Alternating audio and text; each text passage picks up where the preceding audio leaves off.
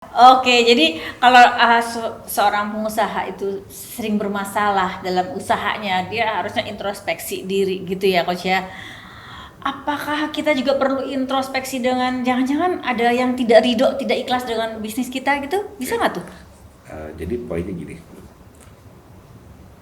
ini mungkin kalau dibahas bukan bahasan bisnis ya, Oh tapi iya, nggak apa-apa ya. nggak apa-apa Oke. memang, biar teman-teman tahu nih. Mindset itu penting banget. Saya dampingin itu mungkin sudah puluhan ribu pengusaha ya di Indonesia ya. Jadi betul. setahun itu aja bisa hampir 1000-an pengusaha yang saya dampingin. Jadi masalah yang dari berbagai macam bentuknya itu udah pernah dihadapin. Ya sampai akhirnya saya tuh dijulukin sama teman-teman itu konsultan. Konsultan itu kalau bahasanya orang Jawa koncone wong kesulitan. Temennya orang-orang susah, sedang bahasa masalah, bahasa Indonesia itu konsultan itu koncone wong kesulitan itu temannya orang-orang yang lagi bermasalah iya, ya, lagi sedang kesulitan kesulitan. bermasalah. Nah, ketika saya ngelihat, akhirnya saya menemukan sebuah pattern yang persis ketika saya dulu bangkrut. Ketika saya bangkrut, saya ngerasa hampir mostly strategi bisnis saya nggak ada yang salah. Pernah bangkrut juga ya? Pernah dong. Kirain kita aja. Saya ngerasa kayaknya strategi bisnis saya nggak ada yang salah gitu. Jadi kalau dicari, kayaknya fine-fine aja semuanya bisnis saya strateginya gitu. Nah, ternyata sampai di satu titik itu saya menemukan guru saya ngajarin ada perbedaan antara uang dan rezeki.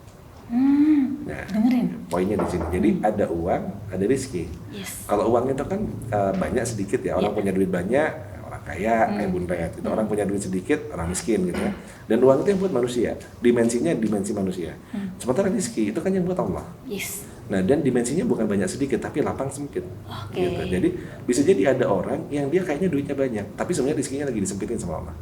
Sehingga walaupun duitnya banyak, dia ngerasa sumpah, dia ngerasa stres, dia ngerasa nggak happy, dia ngerasa ada aja yang kurang gitu. Banyak lah kayak gitu.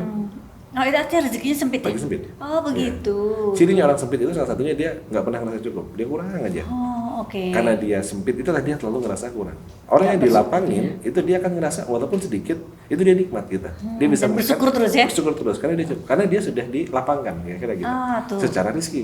Iya iya Nah, iya. jadi ini yang menjadi gambaran sehingga saya membagi orang itu ada 4 gitu. Ada orang-orang yang dia miskin sempit. Nauzubillah min dzalik. Miskin sempit apa? Orang yang duitnya sudah sedikit, ya duitnya sedikit nih. Miskin gitu, hidup rumah aja ngasih kontrak apa segala rumah tangga berantakan gitu ya. Maksiat, ibadah jarang-jarang gitu kira kayak gitu. Itu contoh sederhananya. Ini yang kayak gini ini zonanya waduh Masya Allah nih. Ini Paling pasti banyak. banyak banget masih di Indonesia. Dan zona kayak gini zona yang paling menderita kan menurut saya. Udah duitnya nggak ada, hidupnya sama Allah disempitin. Dan dia nggak tahu bahwa dia Iya. badan susah. Dan itu banyak banget sebenarnya gitu di sekeliling kita. Gitu. Jadi zona yang kedua, orang yang dia duitnya banyak, orang kaya, tapi sempit. Jadi walaupun dia kaya, ternyata anaknya kena narkoba, maaf saya kaya, ternyata caranya nggak benar gitu ya sama Allah, akhirnya dihukum masuk penjara gitu ya karena ketahuan korupsi, sakit-sakitan gitu ya. Walaupun nggak semua orang yang di penjara itu berarti bermasalah, bisa jadi Allah memang ada yang Mujinya dipenjarakan begitu mujinya begitu. ya, Tapi biar lebih artinya saya menyontohkan orang yang disempitkan itu contohnya orang kaya tapi dia nggak bisa nikmatin kayak gitu. Oke. Ada yang ketiga itu orang yang mungkin miskin tapi dikasih lapang. Oke. Jadi orang pas-pasan yang gitu. Pas-pasan tapi dia merasa rezekinya banyak Ya, gitu. jadi sehingga pas butuh pas ada. Saya itu. Pas-pasan gitu. Ya walaupun cuma jadi marbot, guru ngaji atau apa gitu, gaji terbatas gitu. Tapi tahu-tahu pas pengen haji ada yang nganterin. Ada yang nganterin, Gitu kan, ada yang ngeberangkatin gitu ya. Oke. Ya, itu contohnya kayak gitu. Dan itu banyak juga saya nemuin orang-orang kayak gitu. Nah, ini namanya orang yang dikasih keberkahan. Itu keberkahan namanya itu ya? berkah.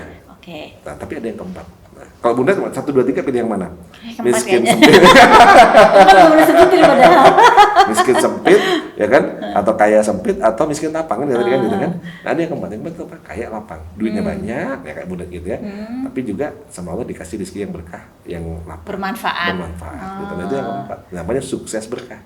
Oh itu adanya SBC ya, Sukses Berkah Community. Iya. Jadi ada suatu komunitas yang dibentuk oleh beliau, namanya SBC. SBC ini adalah alumni pelatihan bersama Coach Ridwan Abadi. Bener nggak? Betul. Berarti di seluruh Indonesia itu ada puluhan ribu maksudnya? Puluhan ribu, iya. Puluhan ribu. Nah kalau teman-teman yang pernah ikutan kelasnya Coach Ridwan itu berhak untuk ikut dalam komunitas SBC, benar ya? Benar banget. Oke, Sukses Berkah ini rupanya yang menginspirasi filosofinya Benar. SBC dibentuk. Yes. I see. Karena kita Siapa pengen tahu. teman-teman pengusaha itu harus jadi pengusaha itu jangan hanya sukses saja, harus berkah juga. Ah. Jangan hanya berkah aja, harus sukses juga. Oh, berarti nomor 4 tadi ya? Iya. Oh, Masya Allah. Tuh, teman-teman. Ayo. Saatnya ya. Makanya kenapa orang kan suka bilang kayak gini, Coach. Udahlah, yang seadanya aja. Yang penting kita bahagia, susah. Nggak apa-apa lah, secukupnya aja. Yang penting kita bahagia gitu. Kalau saya agak kurang setuju tuh. Saya pengennya ya lebih banyak. Dan Bahagia bahagia juga, juga. gitu. Karena banyaknya bisa kita bagiin ya nggak sih? Iya. Nah itu. Iya. Nah tapi ini mindset kayak gini tuh banyak saya temuin ngeblok kayak begini tuh di level-levelan teman-teman startup. Iya. Dia sendiri ngerasa oh, udah cukup lah, Iya. usaha saya segini cukup untuk rumah sehari-hari gitu loh. Kayak gini tuh gimana tuh ngebongkarnya, Coach? Karena mungkin dia masih dimensinya dimensi dunia. Dia belum bisa ngeliat dimensi setelah dunia gitu. Ah, oke. Jadi artinya gini, dalam konteks tadi saya berbicara sukses berkah, itu sebenarnya dasarnya apa? Kalau kita ngelihat di Al-Quran ya, di surat Az-Zariyat di mana wa ma khalaqtul jinna wal insa illa liya'budun, mungkin sebenarnya cukup hanya dengan kita di nomor 3, miskin, lapang. Tapi lapang. Kenapa? Karena cuma mikir ibadah aja kan. Iya. Tapi ternyata Al-Baqarah 30 kan kita diminta sama Allah bahwa kita tuh untuk menjadi seorang pengelola alam semesta. Oh, Artinya kita ngelola nih sumber daya dan semuanya. Maka nggak cukup kan dengan miskin. betul. Kalau betul kita banget. miskin, maka uang akan dipegang orang kaya tapi yang dia tidak Tidak beriman. baik. Ya, jabatan, kedudukan akan dipegang sama orang ya mungkin yang dia tidak baik, Tidak gitu. amanah Tidak juga. amanah. Akhirnya apa ya babak belur kan ya kayak mungkin ya kondisi kita hari inilah gitu ya. Iya. Nah maka apa? Maka harus lahir orang-orang kaya yang dia mengisi pos-pos strategis, tapi dia ngurusin orang banyak gitu. Berkah tadi itu di situ. Itu I see. esensi dari Al-Baqarah 30 menjadi pengelola alam semesta. Nah tuh, Nah. jadi jangan ada lagi pikiran bahwa ya udah nggak apa-apa seadanya aja yang penting bahagia. Ya. Kalau pengusaha harusnya lebih banyak lagi dan bermanfaat. Iya Sebenarnya nggak bukan sih? hanya pengusaha bagi saya. Semuanya ya, Muslim. Coach, Kalau Muslim. menurut saya harusnya berpikirnya bagaimana kaya dan lapang. Karena Lapang, Rasulullah kaya, ya kan para sahabat kaya gitu. Yes, Itu contoh sederhana. Iya tuh. Walaupun kaya itu bukan untuk dimasukkan ke dalam hati. Tapi bagaimana kekayaan itu kita jadikan sebagai kendaraan untuk kita pulang, gitu. Tuh. Tujuan akhir kita punya usaha di dunia ini atau Iya. hidup di dunia ini ya berpulang ke sana ya. Iya kan, itu hanya wasilah saja. Iya, Ya, hanya semuanya. kendaraan. Tapi kendaraannya kan harus jelas. Jadi contohnya, kalau saya sering gambarkan gini, di life roadmap gitu ya, atau di bisnis yang family roadmap tadi, kenapa saya bilang itu nolnya sebelum kita bicara nanti kita masuk ke dalam bisnis? Karena bisnis itu hanya kendaraan. Anggaplah kita ini sekarang ada di lautan, kita naik kapal nih. Kapal kita ini kan kita tujukan ke satu tempat kan, Iya. berarti kita nyari daratan kan, gitu. Yes. Nyari tempat tujuan. Di mana tempat kita berlabuh? Nah, sebagai seorang Muslim saya punya ya keyakinan bahwa tempat tinggal kita itu di surga, karena Nabi Adam diturunkan di surga. Yes. Maka kita pulangnya harusnya ke surga dong. Iya betul. Nah, jadi sehingga bisnis kita itu harus menjadi kapal yang gede banget, yang bisa menampung sebanyak-banyaknya orang untuk bisa mengantarkan kita ke surga. Iya. Logikanya begitu. Yes, logikanya Terus begitu. kenapa kita cuma pakai sekoci atau hanya pakai kapal getek? Tenggelam kita di lautan. Iya benar banget. Ya karena benar begitu, banget. maka harus bangun bisnis itu gede, muat banyak orang, nampung. Kenapa? Karena tujuan kita pengen masuk surga berjamaah bareng-bareng. Betul banget. kira-kira Oke. begitu. Nah, komunitas SBC ini ada seluruh Indonesia. Ada. Berarti 20. kalau belum ikut pelatihannya Coach Irfan nggak bisa ya? Sebenarnya bisa, tapi ikut kelas-kelasnya SBC di chapter di Oh, daerah. di daerah masing-masing gitu di wilayah. Jadi kalau di Jabodetabek, teman-teman ikut dulu di kelas SBC yang di teman-teman tinggal, ya benar ya? Oh, di sini sering banyak di Lunar ya. Nah, teman-teman. di sini banyak. Nah, yang live roadmap itu bisa nggak sih kita adain di Lunar? Karena penasaran ya. Iya. Siapa tahu beliau berkenan untuk ngadain di Lunar Academy, Iya. BRM 0. Nol. Belum ada titiknya 0. Karena itu zero memang. Ya, zero ya. Kita, Oke. Artinya gini, saya kembali ke yang diskusi tadi kita. Kenapa banyak orang yang dia bermasalah? Itu saya biasanya nggak langsung tanya bisnisnya. Oke. Karena tadi ada dimensi uang, ada dimensi Rezeki. rezeki. Bisa jadi bisnis itu kan hanyalah masalah uang. Yes. Dapatnya dari bisnis kan uang kan? Yes. Nah kalau sama Allah lagi dihambat rizkinya atau lagi ditahan rizkinya, kita mau ngapa-ngapain juga mau buat BRM sampai 10 BRM juga kita nggak akan kemana-mana kan? I see. Karena yang Betul, jadi betul. problem sebenarnya bukan bisnisnya, tapi yang lagi problem adalah rizkinya. Berarti diperbaikin dulu dong hubungan Yes. dengan Allah ya, Yes. supaya tidak dicekal begini ya dok ya. Nah, maka sehingga Coach ya? saya bilang ada istilah saya itu ada kehidupan, ada penghidupan. Bisnis itu penghidupan. Nah, sementara kita juga punya kehidupan. Nah, Oh, oke. sehingga ada dua pertanyaan saya untuk semua audiens ya, atau semua pemirsa. Yang pertama adalah kehidupan bermasalah itu menyebabkan penghidupan bermasalah atau penghidupan bermasalah menyebabkan kehidupan bermasalah. Harusnya kehidupan yang bermasalah. Karena menyebabkan penghidupannya bermasalah. Oke, jadi gini, kalau saya ambil contohkan analogi sederhananya, karena bisnis lagi bermasalah, akhirnya pulang ke rumah nggak bawa duit, akhirnya jadi berantem di rumah, atau karena di rumah berantem, akhirnya bisnisnya jadi bermasalah, yang mana? Karena di rumahnya berantem, jadi bisnisnya bermasalah. Ya, sebenarnya benar nggak? Tapi jadi beresin dulu di rumahnya berarti. Tapi kebanyakan orang kan nggak. Ketika orang-orang itu sudah terkotak dengan materialisme, orang akan berpikir gitu ya. Jadi artinya gara-gara bisnis gua berantakan nih, gara-gara gua nggak bawa duit nih, akhirnya semuanya di rumah tangga jadi berantakan. Padahal sebenarnya bukan itu. Bukan itu, dia belum beres dengan rumah tangganya dulu. Nah, maka kehidupan dulu yang harus dicek. Apa kehidupan ini? Nah, kehidupan ini saya ngelihat ada 4 aspek. Yang pertama, kehidupan itu hubungan dengan Allah. Kenapa? Karena kehidupan itu adalah hidupnya seseorang. Itu contoh gini, ada orang yang hidup tapi kayak nggak punya kehidupan ya. Kan sudah pernah dengar kayak gitu? Pernah dengar. Nah, yang pertama itu apa? Kita lihat hubungannya dengan Allah gimana. Nomor 1 tuh ya. Nomor 1. Kenapa? Karena introspeksi langsung. Karena Allah itu yang membuat rizki. Nah, kalau kita sama yang membuat rizki lagi nggak baik-baik aja, ya selesai semuanya. Nggak ada BRM yang bisa nolong, kayak gitu. Iya ya, teman-teman yang ngisi BRM kemarin ya. Maka dicek. Nah, maka apa asesmennya kepada poin nomor 1 ini? Asesmennya, coba cek. Allah itu meminta kita untuk bertakwa, kan? Menjalankan perintahnya, menjauhi larangannya. Maka cek larangannya dulu deh. Ada nggak larangannya yang kita langgar? Jadi kalau saya biasanya asesmennya saya kasih 10 dosa besar, ada yang kena nggak tuh? Apa 10 dosa? Ada syirik nggak? Ini tuh. Yang kedua, durhaka sama orang tua nggak? Yang ketiga, saya cek udah kayak gitu. Terus misalnya ada zina nggak? Ada riba nggak? Ada ini nggak? Ini kalau 10 nanti kena makan harta anak yatim, memutus silaturahim gitu kan ya. Nah, putus harapan dari Allah. Nah, kalau 10 ini kita lolos, baru saya bilang jalanin perintahnya nggak? Nah, jadi ceknya dulu ada larangannya yang kita langgar nggak? Kalau 1 aja ada, misalnya kita riba deh gitu, saya paling banyak kena ke pengusaha. Oh, kita kejebak rentenir, kita kejebak pinjol, atau kita kejebak dengan apa namanya ya yang hubungannya dengan bank konvensional dan lain-lain. Itu kemungkinan besar Al-Quran udah jelas Allah dan Rasulnya memerangi, babak belur lah pasti bisnisnya. Kira kayak gitu.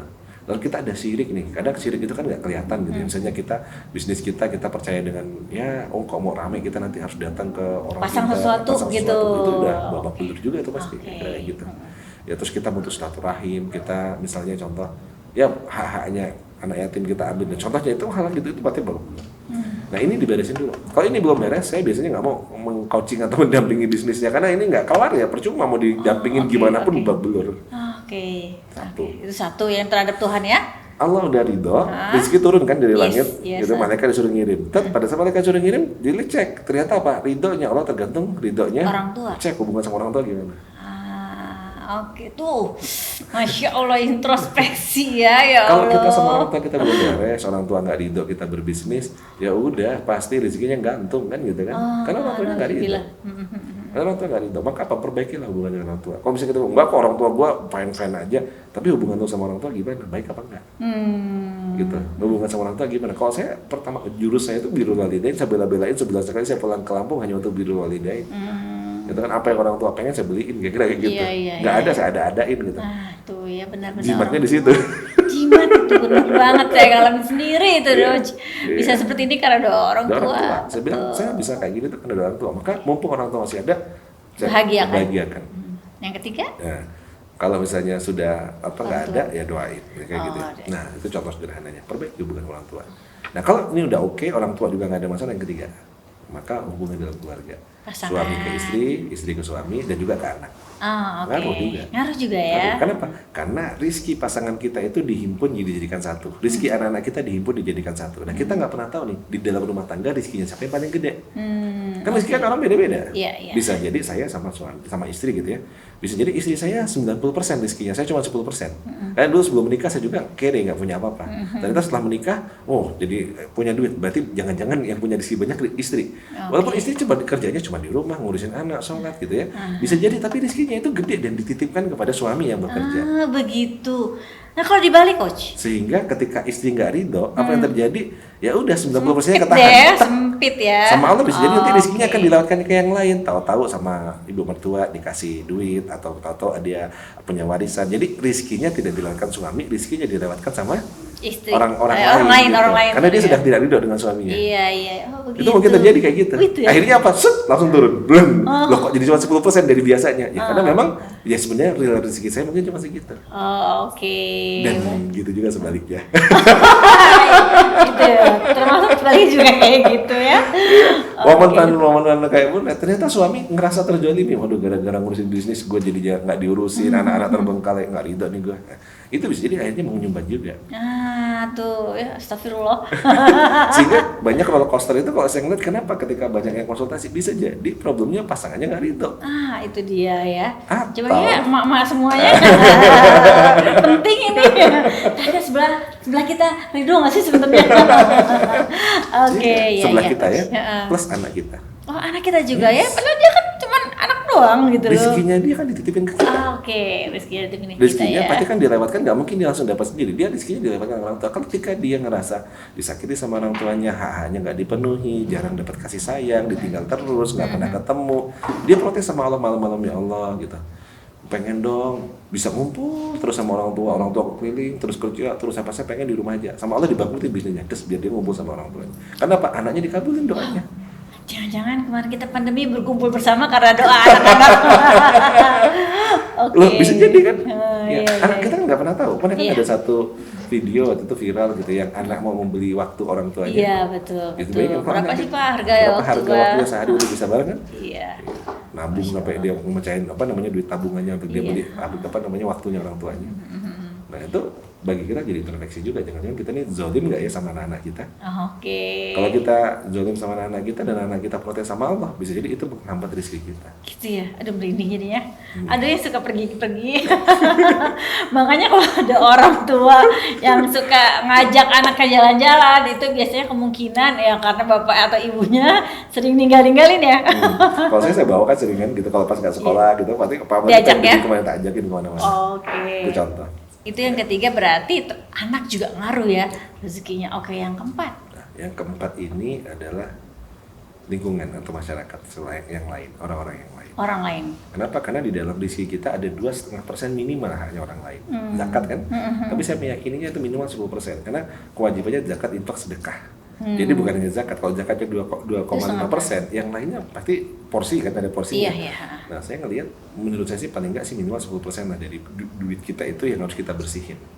Nah, kalau itu nggak kita keluarin, nggak kita kasih ke orang-orang yang berhak membutuhkan, nggak kita kasih. Nah, anak-anak yatim dia doa gitu, maksudnya dia kelaparan, padahal dia ada di sekeliling kita, yang itu radius harusnya kita bisa ngasih dan kita nggak kasih, itu malaikat marah dong. Oke. Yang kira-kira kayak gitu. Itu kalau kaitannya dengan pemberian jiznya ya. Ya, zakat infak, Seandainya sedekah. ya ada orang terhadap Allah dia juga nurut semua dengan orang tua, demikian juga dengan pasangannya baik dan anak-anaknya juga baik.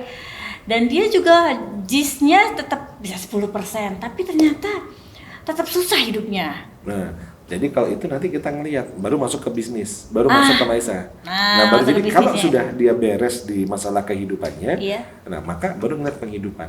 Penghidupannya baru Yes. kemudian. Oke. Nah, jadi yang pertama tadi jis ini juga bukan hanya semata-mata dengan zakat ya, Iya. tapi dengan lingkungan kita pelit enggak. Oke. Kalau kita pelit dengan lingkungan kita, itu contoh bahwa Allah kan titipkan rezeki pada kita kan sebenarnya kata kita Allah nitipin juga rezeki orang-orang di kita. Ketika pelit pasti susah. Gitu, maka jangan pelit gitu. Jadi kalau kita nggak pelit, insya Allah nanti kita akan dimudahkan. Nah jadi bentuknya itu 4 ini. Nah 4 ini dari yang saya jalani, kalau 4-4-nya sama Allah hubungannya oke, sama orang tua oke, sama pasangan oke, sama lingkungan oke, insya Allah nggak ada cerita susah. Insya Allah nggak ada cerita susah. Tapi Berarti kalau mungkin- dia masih susah, berarti ada yang belum beres dengan 4 ini. Ah, Berarti bisa jadi dia belum ridho sama Allah. Belum. Oke, Bisa oke. jadi kan gitu. Bisa nggak mungkin dia zolim atau ada yang tidak ikhlas dalam bisnisnya dia? Itu bagian yang mana tuh dari 4? Yang keempat. Keempat ya, Yang terhadap keempat, orang hubungan lain dengan ya? orang lain.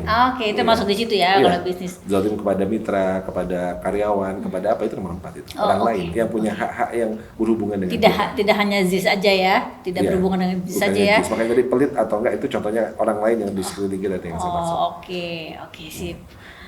Aduh, saya pengen dengar terus ya, tapi kalau masalah Antum harus berangkat ke luar kota ya katanya.